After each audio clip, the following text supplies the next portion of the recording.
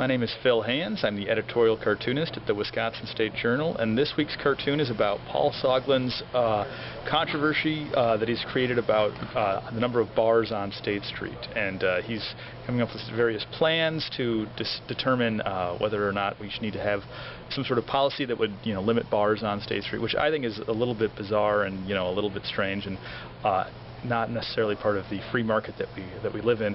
And it almost feels like he's kind of selling us snake oil, or he's being a bit of a huckster to try and grab our attention, and which is why I drew this cartoon that shows him it's kind of playing off that great scene in The Music Man where the person talks about the dangers of pool halls and how they would corrupt your youth. Closing your eyes to a situation you do not wish to acknowledge, or you are not aware of the caliber of disaster indicated by the presence of a pool table in your community.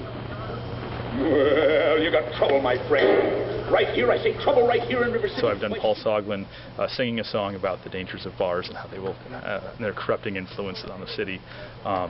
What's great about being an editorial cartoonist is when I'm doing research on my computer, so for instance, this week I was looking up YouTube videos of The Music Man and watching the song, and people, if anybody else was doing that in the newsroom, like, oh my God, goodness, that guy's goofing off. But with a cartoonist, you never know when he's doing serious research for an editorial cartoon. Sometimes it's looking at pictures of Darth Vader or musicals.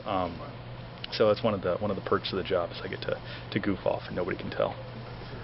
Paul Soglin must be a fun guy to draw. He is fun to draw. He's got a mustache and a dour look. What's hard is to make Paul Soglin look like he's singing and having a good time dancing, because it's hard to imagine Paul Soglin singing and dancing because he's so dour and so kind of grumpy looking at all times.